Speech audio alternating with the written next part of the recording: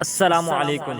رشتے کی بندش، کاروبار کی بندش، ہر چیز کی بندش کو ختم کرنے کا مجرب ترین عمل بندشوں کو توڑنے کے لیے میری نظر میں یہ عمل حرف آخر کا درجہ رکھتا ہے، لیکن یہاں صرف ایک موضوع پر بات کی جائے گی۔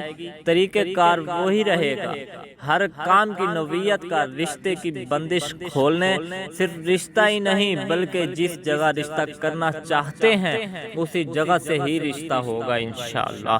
کسی خاتون کا اول تو رشتہ ہی نہ آتا ہو، اگر آئے بھی تو طے نہ پائے، اللہ کا نام لے کر اس عمل کو شروع کیا جائے۔ یہ عمل صرف خواتین کے لیے نہیں بلکہ مرد حضرات بھی مستفید ہو سکتے ہیں۔ یہ عمل سورہ مزمل کا ہے۔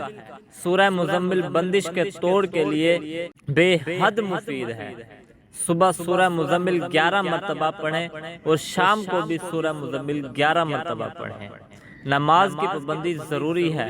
5 وقت اس عمل کے لیے نماز کی پابندی لازمی اور لازمی کریں۔ ہر نماز کے بعد آیت الکرسی 11 مرتبہ پڑھی جائے گی، اور اس کے علاوہ اٹھتے بیٹھتے چلتے پھرتے سورہ ضحیٰ کی آیت نمبر 5 کا ورد جاری رکھے گا۔